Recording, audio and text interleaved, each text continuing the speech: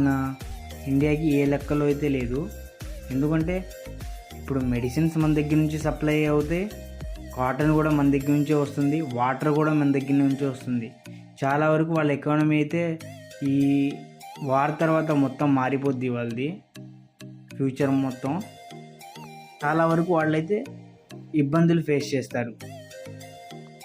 అలాగే ఈ వార్లో ఇద్దరు పర్సన్స్ మన ఏపీకి చెందిన వాళ్ళు ఉన్నారు. ఇంకేంటంటే ఈ అటాక్లో అయితే అతుల్ మోనా అనే పర్సన్ ఆయన కూడా చనిపోయారు పహల్గామా అటాక్లో. రీసెంట్గా మ్యారేజ్ అయింది 16th ఏప్రిల్న. వాళ్ళేమో కాశ్మీర్కి హనీమూన్కి అలా వచ్చారు ట్రిప్కి టూరిస్ట్గా. కపుల్స్ అయితే తను వచ్చేసి నేవీ ఆఫీసర్ మామూలుగా, తను కూడా చనిపోయారు అక్కడే. ఈ సంఘటన అయితే సోషల్ మీడియాలో చాలా వైరల్ అయిపోయింది. ఇది ఫ్రెండ్స్ వీడియో పహల్గామ్ అని అనుకున్నాను.